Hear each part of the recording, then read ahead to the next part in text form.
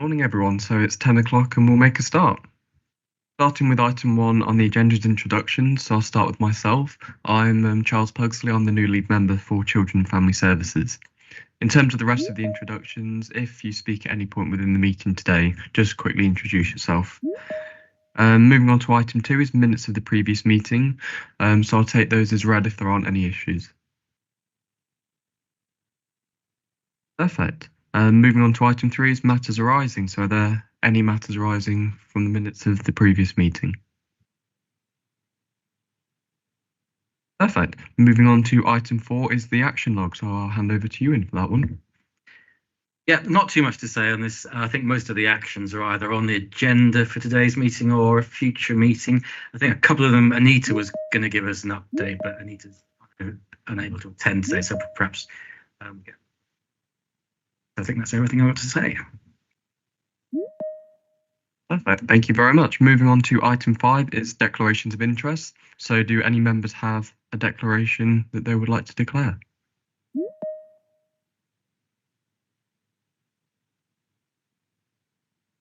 Perfect. Moving on to item 6 is the community protection notices. So I'll invite Craig Smith-Curtis to present this report. Hello, everyone.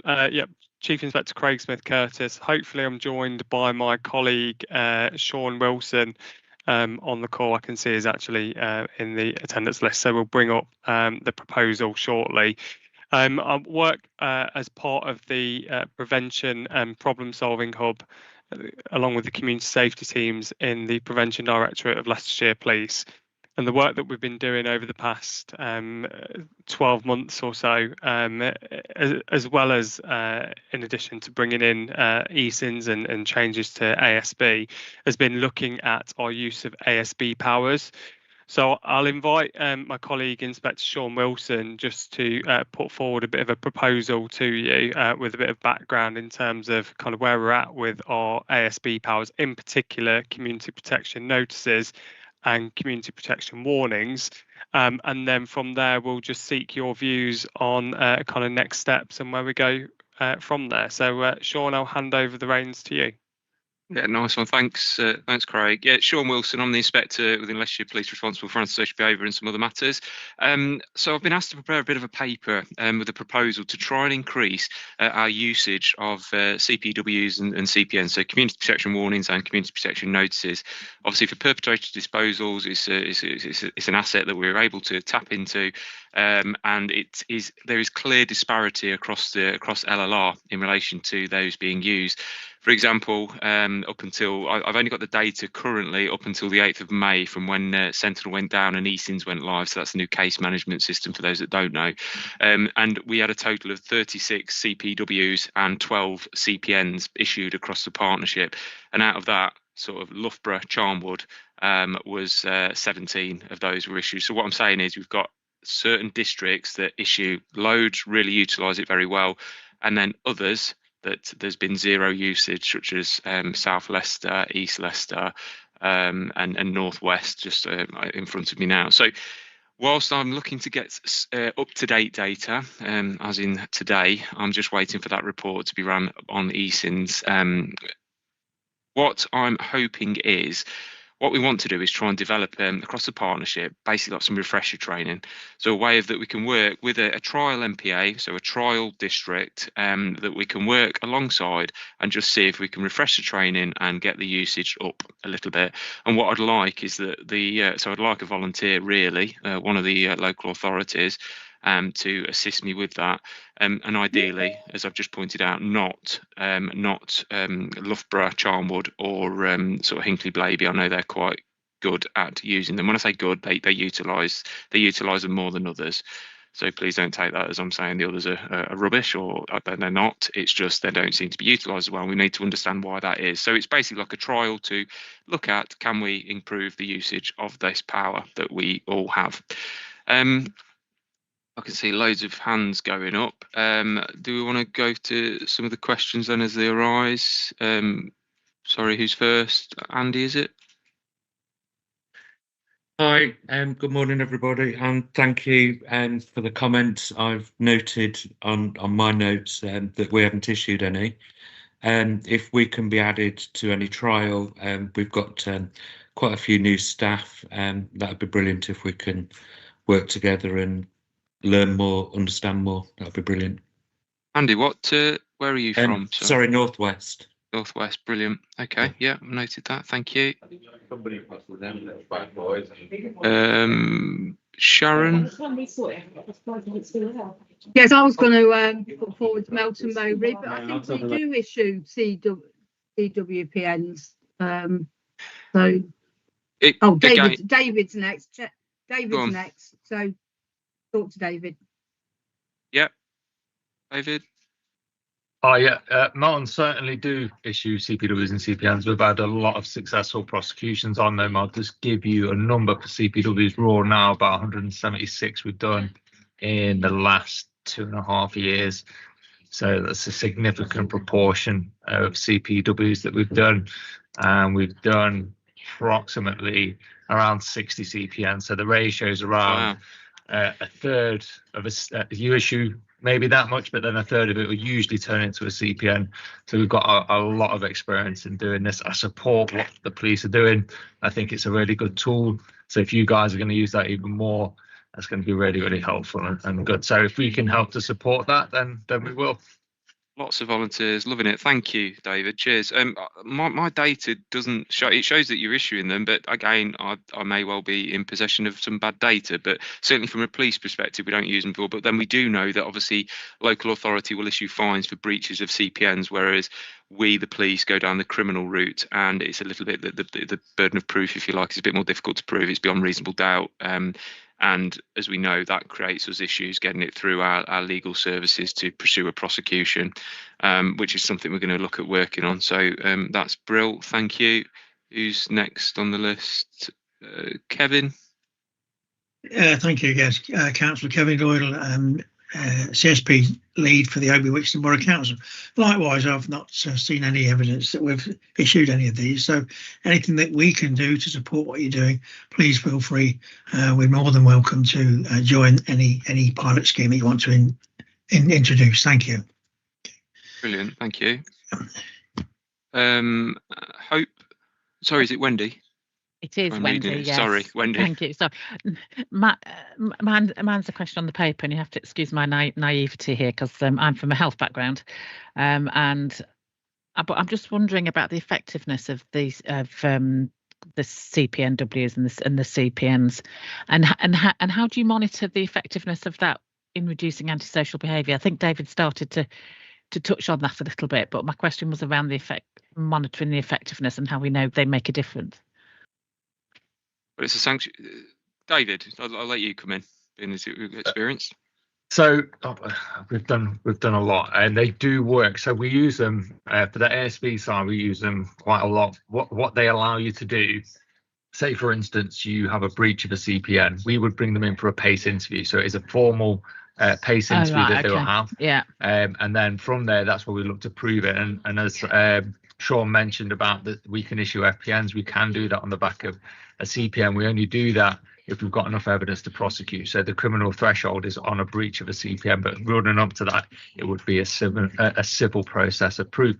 But they are very effective. So we use them for our shop watch, sort of shop theft and prolific offenders on that. And we've had quite a lot of success with preventing people reoffending, coming into the shops, causing antisocial behaviour and some low-level theft. And it's prevented them coming into the town for 6 months. So the CPW lasts for 6 months. There is no time limit on the CPN, and you would specify the time limit on that. But so we have had real good effects on that. We can use them for many different things. So works in default, they allow us to clear up untidy properties as well, which obviously helps the area look better, which reduces your ASB. So it's a bigger picture. So they're very, very broad things that you can use. Okay. But they've got to be reasonable and proportionate. Yeah, and if it stops the reoffending as well, that's really good, isn't it? Thank you. Thanks, David. Thank you. Craig? Yeah, thanks, Sean. Just to pick up on the conversation that we had this morning around, we are aware that at national level, there are some questions around the use of CPNs for homelessness, for example, or people that don't have the capacity or the ability to pay the fines that come with it. It's something that we're monitoring at the minute, and we'll kind of pay close attention to that as kind of we go forward. But at the minute, it's recognised as one of the effective tools. We're currently in the process as well, working towards the new ASB strategy. So this will be kind of one of the things that we would like to iron out and include within the ASB strategy going forward as one of kind of the options for the partnership to take forward and kind of tackle together. What we'll look to do, just in response to how do we know that it works, is we monitor it. To be blunt, we're in the prevention directorate. We're fortunate enough to have a data evidence and evaluation hub, whereby we have a team of analysts that will work with us and provide us with data to kind of show whether ASB has gone up, gone down, etc.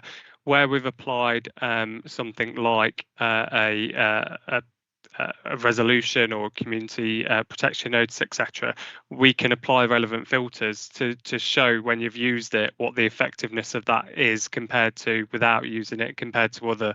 So at the minute, do we have the data? No, but could we have the data in 12 months' time and potentially bring something back? Definitely. Thank you. Thank you. So we've got some volunteers, which is brilliant.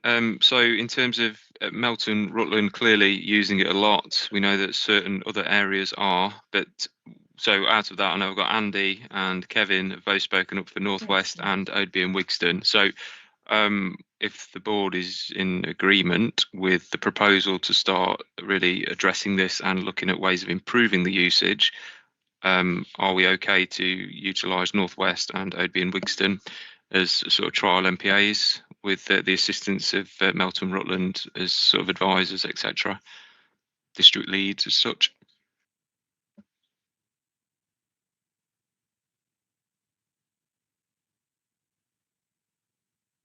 Yeah, brilliant. Okay. That's really all I need to go in. I'll outside of this meeting, if everyone's in agreement, then I'll touch base and we'll get a plan together to start monitoring this and improving the usage. That's it from me then. Thank you. Perfect. Thank you very much both for presenting. Thank you. So we'll move on to item 7, which is a HMIP inspection. Can we also please ensure that all questions are addressed through the chair? Thank you.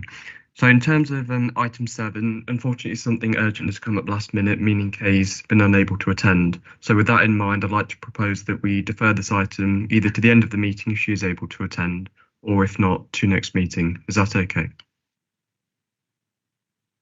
Perfect. Moving on to item 8, which is the update from the Office of the Police and Crime Commissioner. So I'll invite Sajan Devshi to present this item. Thank you, Chair. Hello, everyone. Sajid Devshi, OPCC. I'm just going to share my screen to get the report up so you can follow along. I'm not going to go through every aspect of it, so I'll just try and paraphrase the main bits. And if anyone has any questions, you're welcome to ask at the end. We've launched an initiative known as the Community Action Programme. There's 4 pillars to this, and it's aimed at helping to reduce crime. So the first one basically focused on crime prevention advice. The second one looks at our crime prevention toolkit. We've got some co-produced initiatives that are rolling out. I think many of you will be familiar with some of them, for example, like the People's Own Leicestershire project, as well as some of the body-worn video cameras that we've been distributing across the area. And I'll cover that in a bit more detail lower down. And we've also got the Community Action Fund. I've gone into a bit more specifics around the Community Action Fund because I think this is probably more relevant for partners here. So the Community Action Fund is grants for up to £10,000. And they'll be focusing on various priorities from within the police and crime plan. So you can see the priorities here, and we've got a timeline for the first 3. I know I've already had some discussions with some of the community safety teams and chairs for some of the CSP meetings I've attended, just giving them a heads up. So, for example, right now we've got the rural crime round that's open, and if you have any eligible organisations that might be interested in this, it's worth them potentially applying. So anything that effectively tackles this theme would be open to obviously considering. If you want to find out a bit more information, the lead for this is Rebecca Lee. I'll pop her email address in the chat so partners can kind of refer to it if they have any questions. There may be some, I think, I think the word probably is discretion, maybe, in terms of whether CSPs could potentially apply.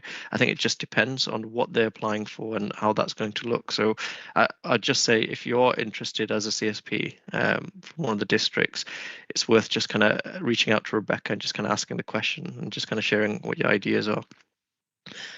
A bit of an update on the Safer Streets Summers work. So I know a number of partners here are involved in that. They've been giving me updates. So we've sent off our second update. We only have one more month, which will cover September. So that'll go out on the 14th of October. So I've not had anything specific back from the Home Office beyond them just kind of querying why us as a force, as well as I think what seems to be nationally the picture, why fixed penalty notices are not issued. So that's a question they've kind of come back on generally to a lot of forces, and I know I've kind of relayed that on. So I'm just, whatever the response is, I'll just kind of relay that back to the Home Office and give them our position on that. But beyond that, I've not really had any questions or issues in terms of the submissions I've been sending. I'm assuming that's all fine with them. We've done an initiative involving body worn video cameras. I know a number of partners may be familiar with that as well. So we've distributed about 110 body worn video cameras to partners. These are the partners that have received them. So they all applied through application process, and we've handed them out. They're just in the process of setting them up with the supplier, which is Reveal. So slowly they're all starting to come online now and be distributed within their areas. We've got a point here in terms of like just encouraging partners to just make sure you spend your CSP funding. I know I've had a couple of meetings already about this, so I know some areas haven't spent any of their monies, and obviously as we're approaching the end of September, we just want to make sure that there's not anything left on the table, because obviously we'll recoup that, and it just kind of prevents yourself from spending it on within your area, and obviously it comes back to us to kind of potentially reuse. So it's just something just to give everyone a bit of a nudge to make sure, please do spend your money and don't leave it on the table there. We've got some information here in terms of the PC's engagement. So this just basically tells you how engaged Mr. Matthews has been around the area. So he's been out and about a lot. As you can see, just across from January to March alone, we had about 74 engagements. And one of the key themes that keeps coming out from when he's doing these community days, so he will go out across LLR, meeting with partners, meeting with individual groups, sometimes even like residents themselves. And the common theme that seems to consistently be coming out from residents in terms of the concerns is these three things. So it's just to kind of flag for partners to say this is what we're frequently hearing when he's engaging with the community, and just to kind of, I suppose, highlight it for yourselves to hopefully see if there's anything you can do to try and address that. Councillor Phillimore, sorry, would you like to come in? Yeah, thanks, Serge. Without stating the blindingly obvious, those 3 points that you've just raised, so the first 2 have been around for eternity, and the third one, of course, is the new modern one. So I guess the question is, what's the Police and Crime Commissioner doing about it? You know, e-scooters are a recurring problem. And an increasing problem. The police do have the powers, but they're kind of operating with their arms behind their backs in some respects. Business crime. I'm the ex-regional chair for the UK's largest business group, SME business group. It's been around eternity, and ASB, of course, is just what it is. So the question is, what is the Police and Crime Commission actually doing about it? It's okay having a report saying we've got these issues. What is he doing about it, and how is he holding the force to account for it? If you could answer, please, Sarge, if you actually know the answer to the latter part of that. I couldn't probably give you the specifics, but obviously kind of with e-scooters, it's going to be operational for the force. So in terms of us directly doing anything, we're not going to have any direct enforcement powers. But obviously this is an issue that is being raised, and what the PCC does do is obviously have regular meetings with the senior leadership team at the force, and obviously highlight this to them. I know from discussions with some of the partners that there is a lot of enforcement activity going on by the force. I could probably get you some specifics if you give me a bit of time, I think, and I can email that over. I know there's been a lot of confiscations by the force of e-scooters. In terms of like ASB and business crime. Obviously, like ASB is generally dealt with the community safety teams, and obviously we try and help mobilise them by giving the pot of funding that we've been giving them. And as you're aware, we've been giving the majority of partners more money than they've ever received to try and support them, obviously through the formula rework that we did. Business crime, well, we've got, as I said, we put aside £100,000 specifically to tackle business crime. That's not even including this community action fund, which we're going to dedicate more money to when the round opens up. So that'll be next year. So we've spent, I think it's approximately £57,000 on these body-worn video cameras. We've even helped pay for the subscription costs for these as well for partners for the first, I think it's the first year or two. And these are really high-end devices. I mean, they're the exact same stuff that the force is using themselves, and how it kind of backs up to the cloud service. So we haven't really spared any expense on that, and we're working with partners to try and get that set up. But as I said, we've got a specific round that will open up next year as well, where we'll make another up to about £10,000 grants available for partners to apply into. And again, I'll find out the details when it comes up next year. But I'm hoping if that opens up an opportunity for even potentially businesses or representatives of businesses like BIDS, for example, they could potentially apply for this and try and help their members. And it may even be CSP. So that still needs kind of ratifying, I think. But we're making a lot of money available to try and tackle this. Yes. So sorry, Serge, Chair, if I may. So my query really, so I know about the pots of funding, as you know, because I'm co-chair CSP, but the role of the Police and Crime Commissioner is to hold the force to account and to scrutinise their work. So this side of it that you're talking about is about deterrent, evidence gathering, but actually it's the police, correct me if I'm wrong, who are the legally charged enforcement and prosecution service. It's not. I'm just curious as to how the dots are joined, because business crime has been a recurring theme for as long as I've been, well, for way too many years.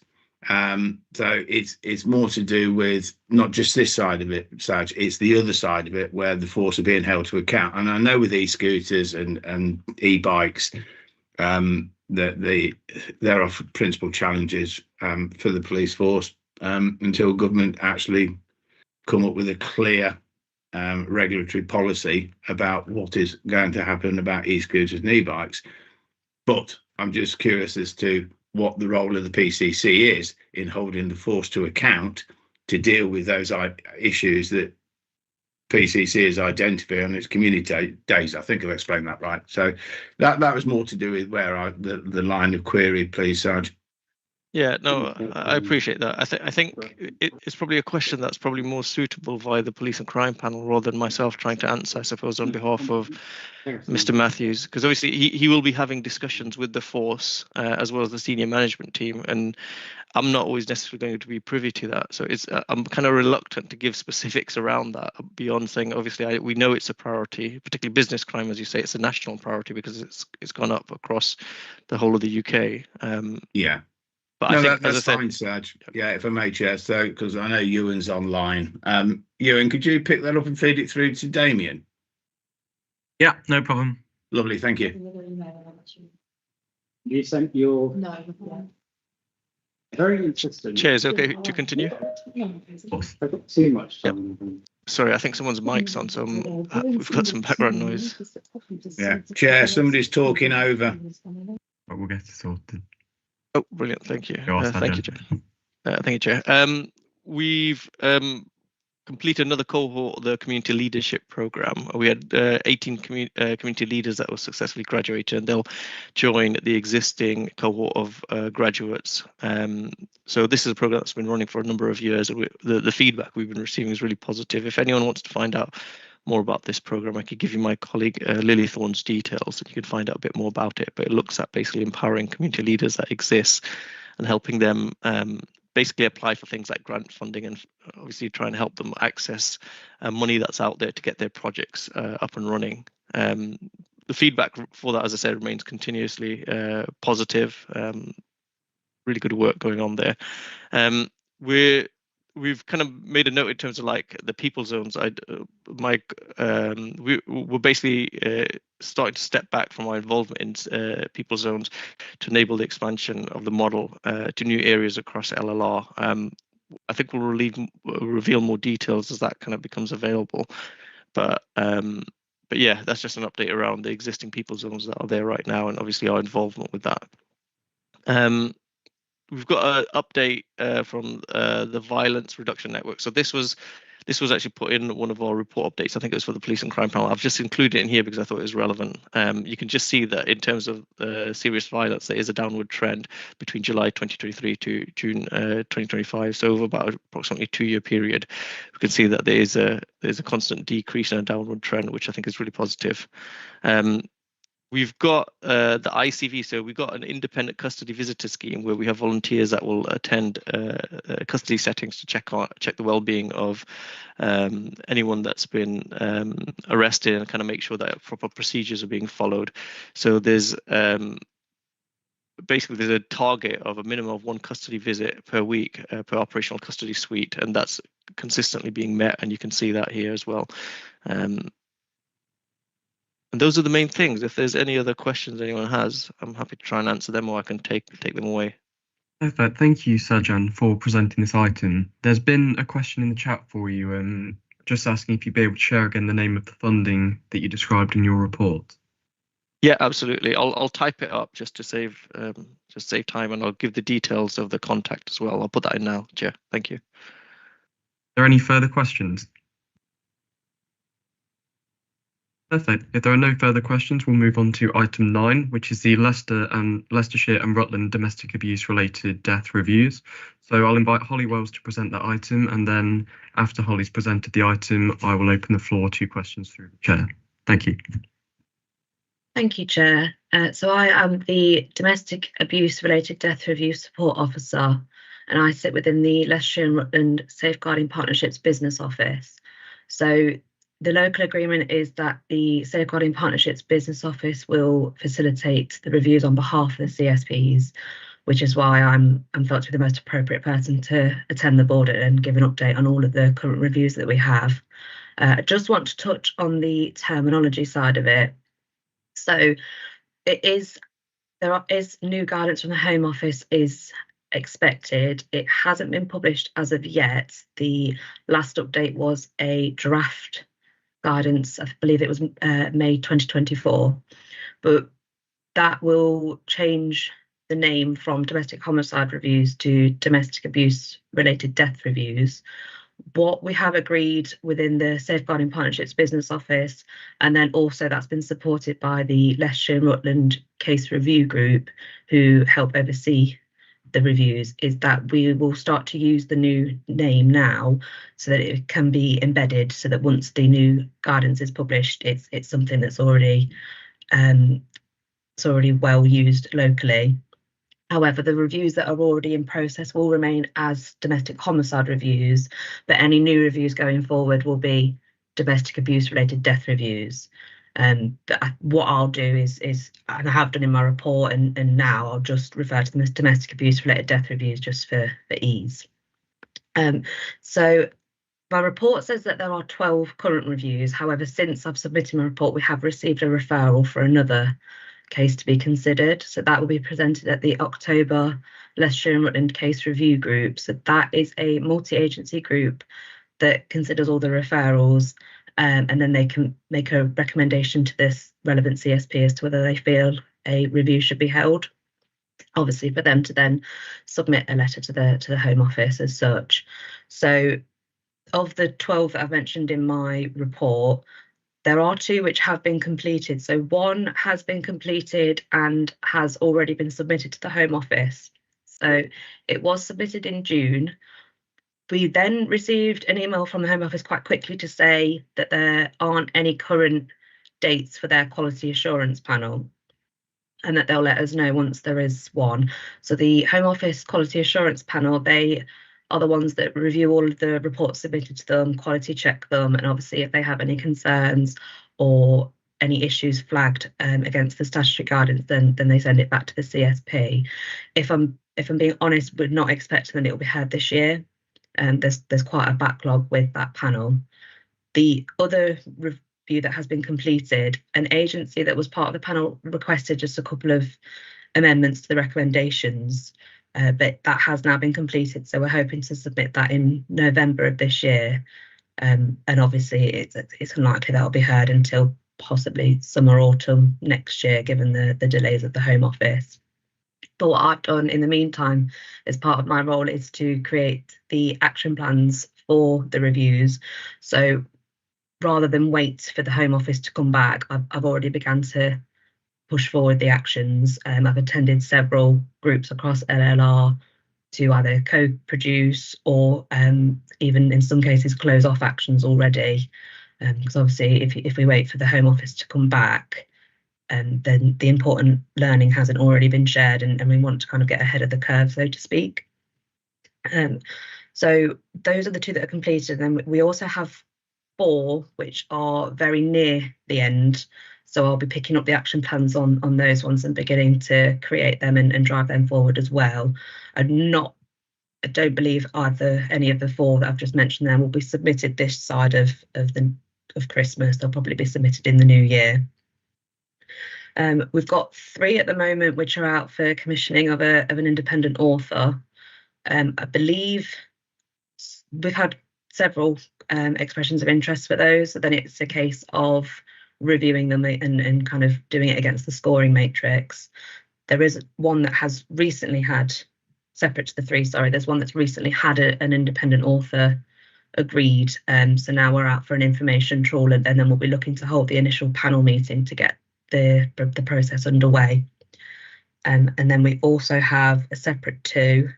Sorry, I know it's a lot of numbers. We have a separate 2 that are out of area ones, so that we are supporting with. One is in Nottinghamshire, but it concerns someone that was a care leaver in Leicestershire. That's currently on hold with the Nottinghamshire coroner, and it has been for several months. So my understanding from colleagues that have contacted the coroner is they don't have timescales that they have to adhere by, so that can just be placed on hold by them until they see fit. But we do regularly keep checking in for any updates on that. And then we also have one that's in Warwickshire, but I believe the adult involved had ties to Leicestershire. So agencies in Leicestershire that were involved are supporting with that as necessary. So that's just a bit of a whistle-stop tour of all the cases that we've currently got ongoing. Just to touch on some other updates. So the job that I have, it came into effect in January of this year. So at the time that I took up post, there were 7 actions from previously completed domestic homicide reviews that were showing as outstanding. As of September 2025, they're all now closed, which is good. And the relevant CSPs have been notified, because although the Safeguarding Partnerships Business Office complete the reviews, they do so on behalf of the CSP. So obviously they own the action plans and the resulting report. I have also managed to get the reviews that we've previously completed. They are now all uploaded onto the Home Office's national repository. So anyone is able to go on there and search, and it comes up with all the ones that have been completed, well, nationally, but also obviously within Leicestershire and Rutland. It has the logos for the relevant CSP on, so people would be able to kind of match it as needed. There was a question that I had for the board. So the office that I sit in, they also complete children safeguarding practice reviews and safeguarding adult reviews. So for safeguarding adult reviews, there is a safeguarding adults board, and then for the children reviews, there is a safeguarding children's partnership. So both of those are higher bodies that seek assurance or can be utilised if there's any issues with progressing actions or any delays. Obviously, we don't really have anything equivalent for domestic abuse related death reviews. So I wasn't sure whether maybe board members felt this group was best placed to perhaps have that oversight, or even the domestic abuse board that was held earlier. I'd just be really interested to have some feedback, if anyone had any views on that. So Perfect. Thank you for raising that point, Holly. I'll go to Councillor Phillimore. Thank you, Chair. Holly, I would absolutely support some additional scrutiny, for want of a better phraseology. So as a CSP chair by default, I am fully aware of domestic homicide reviews, and I'm kind of curious why it doesn't already fit into that. If it's domestic abuse related. Now I know the principle of DHR, you know, where there missed opportunities from the various agencies and knowledge gaps. But I think for me, I would be extremely comfortable and supportive of, if it's a specific domestic abuse related homicide, that it, and I know DHR is legislatively, but it should fit in there for me. So I would fully support whatever mechanism we can create. And I can see Gurjit's got a hand up, and indeed Wendy, who are probably far better experts, particularly Gurjit, I think, on DHRs. So I will hand back to the other two panel members, but I totally support that all the way. Perfect. Thank you, Councillor. Wendy, I'll just come back to you. I'm just going to hand over to Gurjit. Thank you. Thanks, everyone. I think the Domestic Abuse Local Partnership Board that met before this one would be the correct forum, because what we could do, whilst that was originally in statute established to commission and decommission projects, the MHCLG funded projects, we've just had a meeting and we know that that's kind of moved on now. So the board is becoming more than only commissioning and decommissioning services. So I would propose through you, Chair, that it sits, that the actions sit there. There's also a domestic and sexual violence board that sits under the Strategic Partnership Board, and DHR actions are a standing agenda item there, but that's officers. So the Domestic Abuse Board prior to this meeting is members and CSP chairs. So I think we'll have it covered off, and then if there's specific issues, so for example, Holly, there was a recommendation that Holly brought to the ASB strategy group where there was antisocial behaviour and domestic abuse in a household, and we very quickly were able to resolve that by putting a marker on eSINs that if there's domestic abuse, we can tick that off, and it's raised immediately. So I think if we go to DALP and continue with the DASV board, and then from those two meetings we can identify which specific group, depending on the issue, the item needs to go to. Very much, Gurjit. Wendy, I'll go to you now. Thank you. My question's slightly on a different tack. However, on that same point, I would agree with Gurjit, and I think the DA and an SVB group, and then the DA boards would be the place. But my question is around recognising that these reports go elsewhere and to other places as well, and get scrutinised there. Of the two cases, and I recognise that again that these are small numbers, but are there any themes coming from these two cases alongside any early learning from the cases that are already in progress, and any themes that we as a CSP and that we actually need to be capturing and looking at, because your report is about the numbers and the process? Yeah. So the one that has already been submitted to the Home Office is one that Gurjit's just touched on. It also featured antisocial behaviour, and there was also themes around mental health and hidden males in that one. And then the one that is due to be submitted soon, that also has themes of, even though the perpetrator was an adult at the time of the homicide, around child and adolescents against parents, violence and abuse. Sorry, I don't know what the correct catchphrase is now. And that as a case study has been submitted. I believe they're developing guidance is going to be LLR around that. So because some of the abuse towards the adults in his life started when he was younger, that has been submitted, because that is that's something that's come up quite a lot, and it's something that they requested to be added onto the Safeguarding Children's business plan. So it's quite a relevant theme, and it's obviously quite well timed that the review was nearing completion at the time that the guidance is being developed. So that has been submitted to that, as has, the other one, the one that's already gone to the Home Office. I'm so sorry, my neighbours are having new windows put in, if anyone can hear that. The one that's already gone to the Home Office as well, sorry, we are developing guidance around domestic abuse and the Mental Capacity Act. And due to kind of the mental health that was in that case, we felt that fitted quite well into that. So that's also been submitted as a case study. So we're really pushing for the learning to be added into these LLR documents where necessary. And I also am in the process of putting together learning from domestic homicide reviews to be added into the Leicestershire domestic abuse reduction strategy.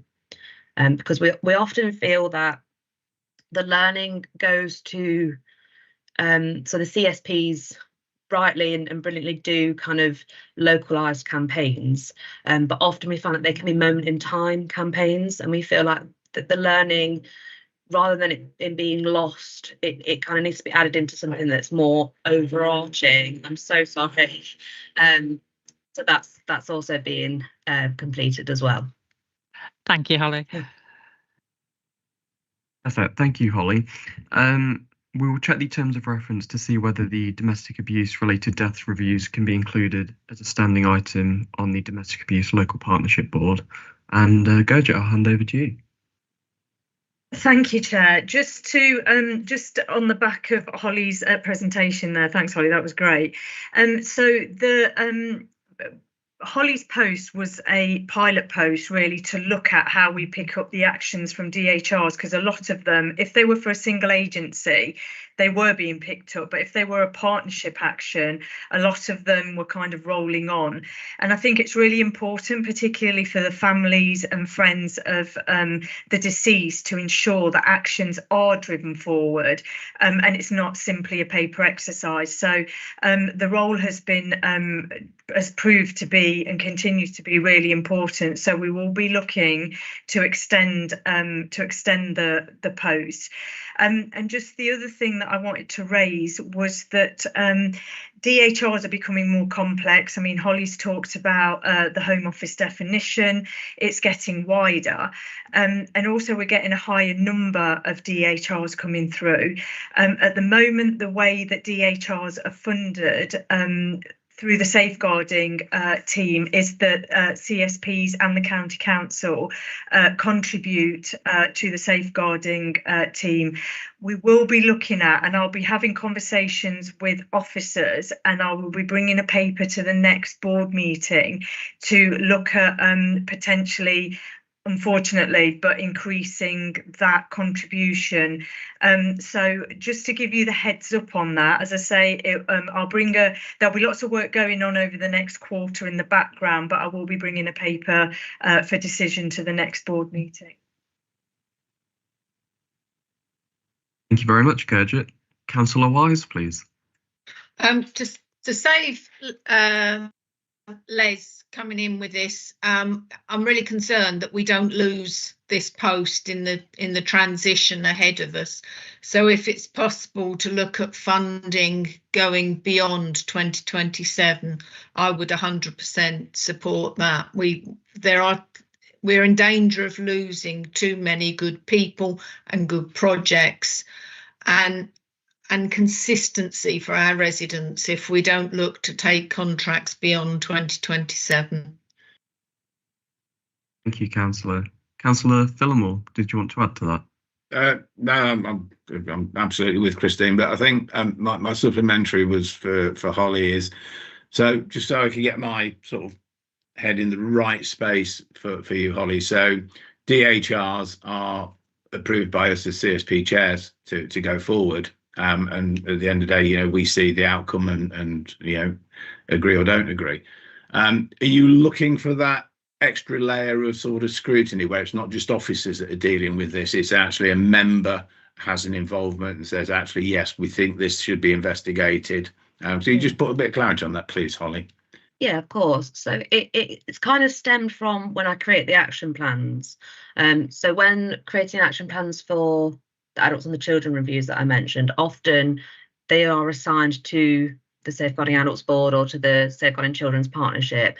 So it's for those actions that that just need perhaps a bit more oversight, and certainly the actions where we're saying to seek assurance. So obviously they are tasked to the CSP, but I feel like, is that enough? Because obviously the learning, even though the homicides happened in that area, the learning is relevant across the board. So that's why I feel like maybe there needs to be a step up, rather than just the CSP chair seeking assurance. It goes to a higher body to make sure that the learning is kind of being implemented in all areas. I hope that makes sense and has answered your question. Perfect. Thank you once again, Holly, for presenting this item, and to members of the board for the questions. If there are no further questions, we'll move on to item 10. Perfect. So item 10 is the ASB system eSINs update. So I'll invite Gurjit to present this one. Thank you. Firstly, apologies that there is no paper. This is because it's a very fast-moving area of work. For the next board meeting, I think we'll be in a place where we can bring a report on some of the learning from procuring the system to how it's been embedded, and hopefully by the next meeting we'll be starting to look at some development. So the system, eSINs, a new case management system which replaced Sentinel, is now up and running across Leicestershire and Rutland, all the local authorities and the police. We are now starting to have conversations, when I talk about development, of potentially looking at registered social landlords coming on board and the fire service. And this was really one of the reasons we moved across, because we can lock down certain areas of the system. It's all very technical and I'm not going to pretend to understand it all, but because we can lock areas down, we can in theory get more partners in. So that's obviously going to be really helpful when we're looking at multi-agency case management of cases of antisocial behaviour. The biggest issue we had was around the data migration. So the new cases going on and the going forward, we're pretty much there now, and people are finding it on the whole easier to use than they did a few months ago. There's still lots of training and support through Joe Sayre, who is a partnership funded officer, to support everyone with that system, and he's doing a phenomenal amount of work to ensure that users are comfortable with the system. So in terms of the data migration, a lot of data came across that perhaps shouldn't have come across. We're working through that under the retain and deletion policy. And we had some issues around getting data out of the system from the data that was migrated. We're moving forward on that as well now. eSINs we've been meeting with them. At the height of it, it was 2 or 3 times a week. That's now reduced. The police are still meeting regularly with them, I think once a week. Craig's still on the call, so I'll hand over in case he wants to add anything. But certainly for the local authorities, I'm meeting with eSINs every couple of weeks now. We've got operational groups that Joe leads weekly. He's having drop-in sessions and one-on-one sessions with people as they need it. There's also a public-facing form for the first time, so members of the public can actually access and report directly into the system rather than having to come through the police and the local authorities. So that's being worked through as well. Interestingly, the Home Office reached out to me a couple of weeks ago, and we met with them last week, and they were really interested to know how we manage antisocial behaviour across Leicestershire, and I talked about Leicester City and Rutland as well. Across the country, we're we're kind of ahead of everyone else with our partnership, and that's been some of the issue with the case management system. Because we're so advanced, it's really difficult for any case management system to understand our needs. And I think that's been some of the issues that we faced with ESINs. They get it now. We're moving forward, but the Home Office were really interested to hear what we do and how we do it. And we're one of 3 areas working with them to look at how antisocial behaviour is case managed through systems going forward. So I'll update the board on how those discussions go. But it's really great that we're involved with that work.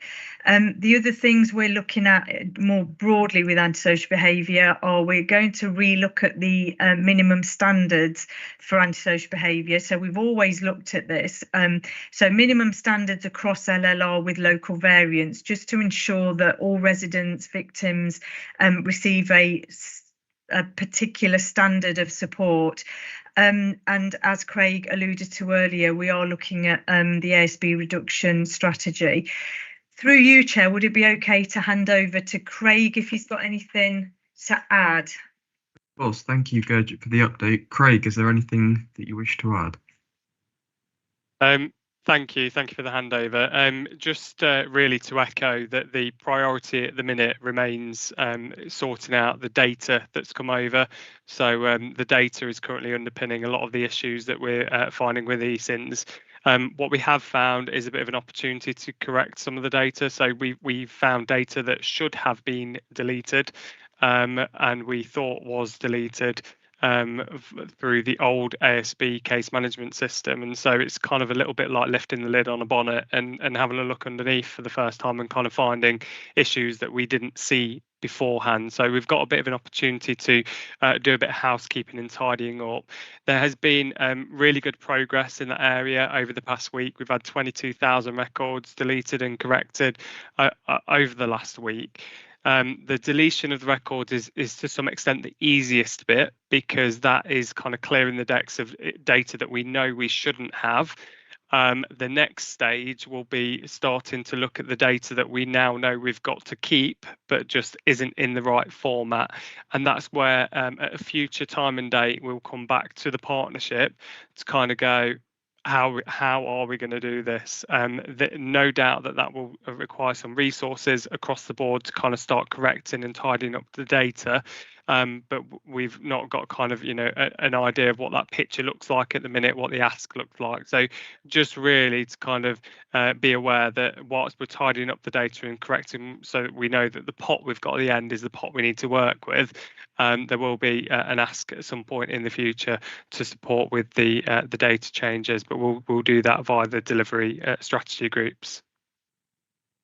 Thank you very much, Craig. I now open the floor to any questions.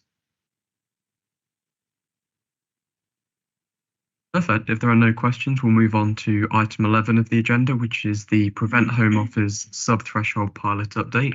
So I'll hand back over to you, Gurjit. Thank you, Chair. When we drafted the agenda, we thought that the pilot would be coming to an end and we'd be able to present the findings. The Home Office have extended the pilot for a further 6 months. So through you, Chair, I propose that we defer the item to the Home Office will be reviewing the sub-threshold pilots across the country, and we'll bring a report to the next meeting. Perfect. Thank you very much, Gurjit. And if that's okay with the board, we will item. Perfect. We'll now move on to item 12 of the agenda, which is the Safer Communities Performance. So once again, I'll hand over to you, Gurjit. Thank you, Chair. Unfortunately, Anita can't make it today. I'll take the paper as read. So I guess unless there's any questions, I'll maybe just pick up a couple of bits from it.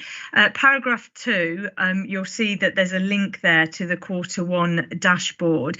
Just to say, I am continuing to have conversations with business intelligence to look at how we can perhaps better present data, what other data we might want and what we're looking at. And again, as we've talked about, we've touched on LGR going forward, and we'll have a look at across LLR how data, it's going to be really important to ensure that, you know, we receive the data as is required to ensure that we know what's happening across our communities. So in terms of some of the key points, paragraph 5, total crime and violence has reduced over the last couple of years, and burglary, residential, business and community through the data has stabilised. Notwithstanding comments that have been made through the meeting, I know Councillor Phillimore's raised concerns about business crime, for example.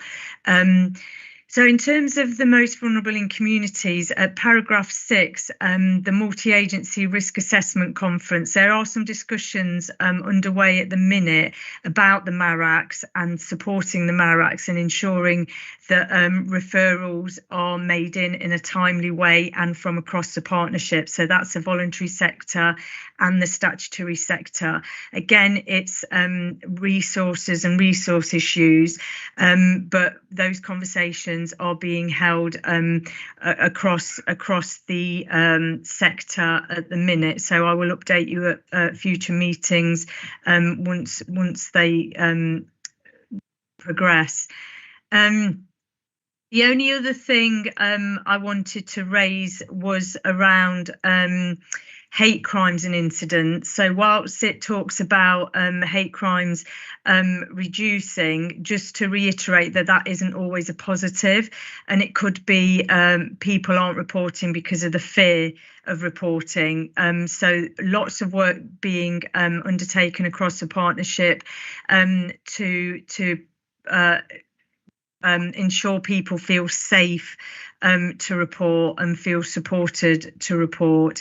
We've got the Speak Out space that the police have been leading on, which is kind of an online platform for both professionals and for communities to get hold of information.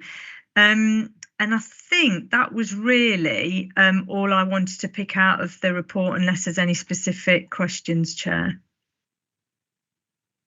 Perfect. Thank you very much, Gurjit. I'll go to you, Councillor Phillimore. Thank you.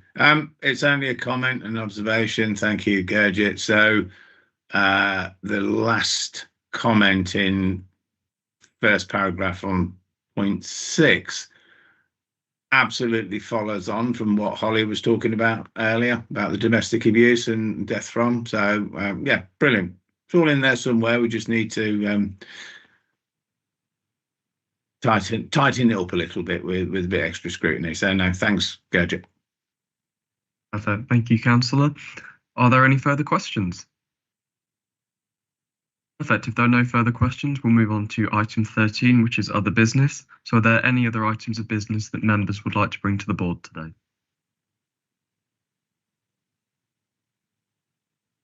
Perfect. If there are no further items, then we'll move on to item 4, which is the dates of future meetings. So future meetings of the board are scheduled to take place on the following dates, all at 10 AM. So we've got Friday the 21st of November 2025 taking place virtually. Thursday the 26th of March 2026, that one will take place in person at Leicestershire County Hall. And then you've got the 25th of June 2026, the 25th of September 2026, and the 3rd of December, all taking place virtually. And that brings us to the end of the agenda. So I'll bring the meeting to a close. Thank you all for your attendance.